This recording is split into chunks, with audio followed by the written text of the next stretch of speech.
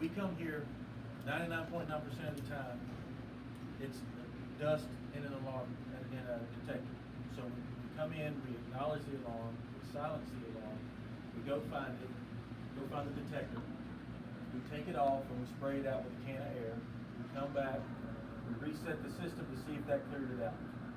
What is your recommendation? If that's, once again, you're the authority having jurisdiction, if you think that will fix the situation, the only drawback I see to that is sometimes it doesn't come back immediately, where you'll know, well, we need to get back up there, get our ladder out, just take it down and when the management gets here, or the service technician gets here, put a new one in. Sometimes you may be back to your station, all comfortable and relaxed, and it comes back in just after you got your shoes off. That's more what we're concerned about. If I have one that false alarms because it's dirty, I'll replace it or do it very thoroughly. So when we clean them, we open them up and we take them apart. That smoke detector head you see has about 5 different parts in it. You take this part off and then this part and this part, and you go all the way down into the guts of it. Personally, I use a makeup brush, very soft bristles, and clean that part out. And clean the next part out, put it on. Clean the next part out, put it on. There's a lot to it. Sometimes from honestly, from a money standpoint, for a building manager, it's cheaper for them to buy a brand new smoke head than it is for me to take the time to clean it. Now, if I know it's a very new one, I'm gonna clean it. If it just happened to get a big mouthful of dust because there was construction down the hallway, well, that's too new and to just throw away. But if it's been there a while, our recommendation is replace it with a brand new. So hold on a second, just loud. So from our standpoint, from the fire department standpoint, maybe a better practice would be to, instead of removing the detector head, just go check it out, make sure there's no fire that actually set that head off. Absolutely. Instead of resetting it, leave it in trouble mode. Absolutely. And just leave the system as is, Absolutely. because it's still activated, and Right. if another alarm goes off. If it's me, if I'm in that situation and it went off and I know it went off because it was dirty and I didn't have a replacement, I'm leaving it out. Okay. Especially from my standpoint, because y'all already get caught out the second time. My experience, y'all aren't nearly as nice the second time. So just take the head out and leave it out. And just leave take it out. it off, leave it off. Probably I would recommend bringing it down Bring here. it here. Okay. Now, the other part, I'm glad you brought up the dirty detectors, and they do. They do get dirty. This thing will tell you when they get dirty and how dirty they are. I'll get to that in a second. But the amazing part to me, over the years, what I have found is the detectors that get the dirtiest are in the places that you would consider the cleanest. Churches, hotels, hospitals, prime examples. And the reason is, there's always somebody cleaning. And they're going around with the dusters. Custodians are constantly dusting door jams. Well, that door jam is about 2 feet away from my smoke detector. It didn't all get sucked up into their brush. A little bit of it went up to my smoke detector, and they're back tomorrow, and a little bit more gets in there. Churches and hospitals, hotels, the detectors get filthy. Even though you look around and go, this place is spotless. Right. Not my detector. Now, that being said, this panel, the old panels, would tell you when things are getting dirty, but it was on a scale from 0 to 100%. 0% would be the atmosphere on the motor. It's just pretty much impossible to achieve, even with a brand new detector straight out of the box. You're going to be, at best, you're going to be in the 20s. And if you go in and look at the specifics on that particular detector, like we can do, it will tell you what the percentage was. This one goes even further. No, I'm sorry, let me finish that. When it got to 80%, it would put a trouble on the panel and say maintenance required. If you ignore it, say I'll get to it later. If that 80 goes up to 100, it's going into alarm. 80 is your fair warning that you need to do something with this thing. Okay. Clean it or replace it. Now this one, let me go in here and I'll show you. Y'all don't need to know about this part. I'm just pushing a bunch of buttons here. Okay. Can't be important.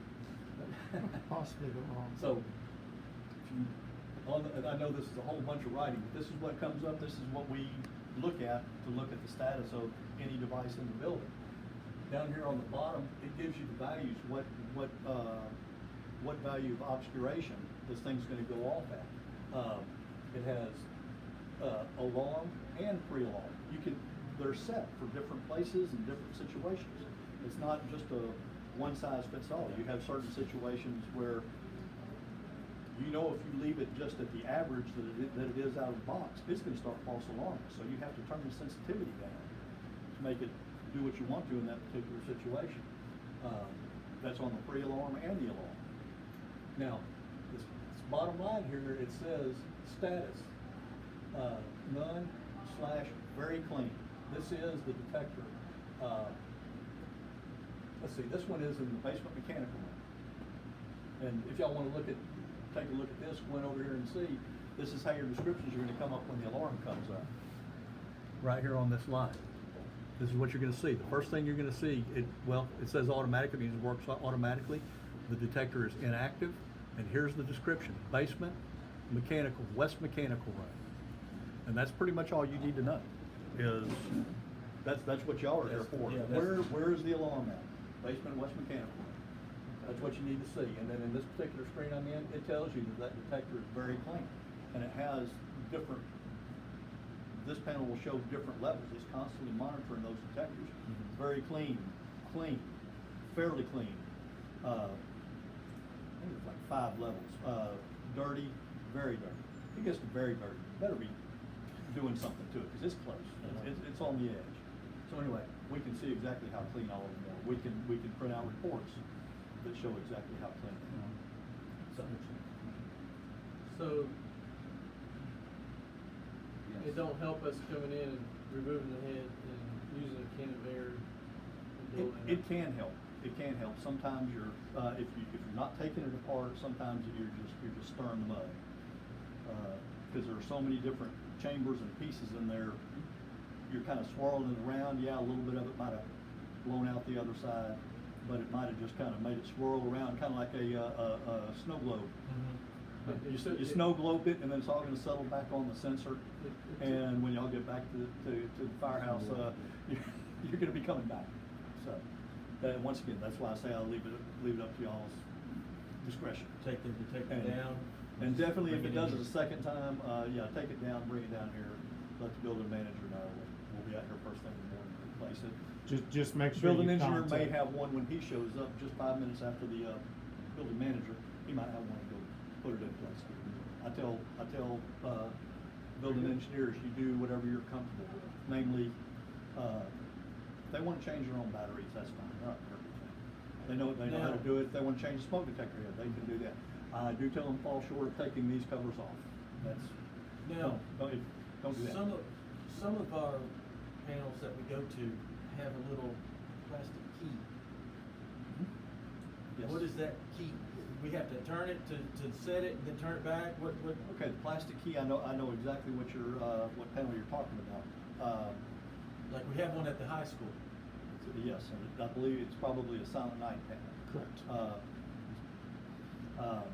That plastic key basically overrides having to put any password in. That is strictly for your benefit. That's the kind of key, if you have a Silent Night, that, to me, in my opinion, is what should be on the Knox box ring.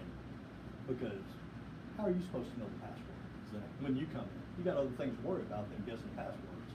So you have that key, you turn it, you don't have to put a password in to do the acknowledge signal silence reset. Okay, we just turn it and then hit buttons as we Yeah, go. it'll come up, it should come up and give you a quick message that says, keypad Override. enabled. And then you turn it back, it'll say keypad disabled. It'll tell you what status it is. So then you can use the buttons without worrying about passwords. That's exactly what that is. And those little plastic keys are gold. Yeah, that's what you want to see. Because everybody tends to lose them. They're plastic. They look like almost a piece of trash plastic. I've seen Right, guys that right. threw them in the box after they put one on the wall.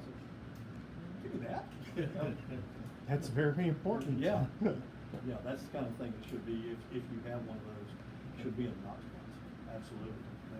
I think I have one, and guarded it I for don't know 20 if we years. have one on, in the Bag of keys. It'd be a good one to have, because I believe it is standard from panel to panel on the south side. So to It's not recap special. Lieutenant's question, when we come to a fire alarm and it's a dirty head, remove it, acknowledge the system, silence it, remove the head. You can attempt to clean it with compressed air. No If the more, sys- let me stop right there. No more than a can of air that you would clean your computer keyboard Correct, with. correct. I don't know if y'all have compressors on your trucks or No, not, no. but don't use that compressor on it, you will destroy it. No, it's, we use keyboard cleaner, Yeah. keyboard air.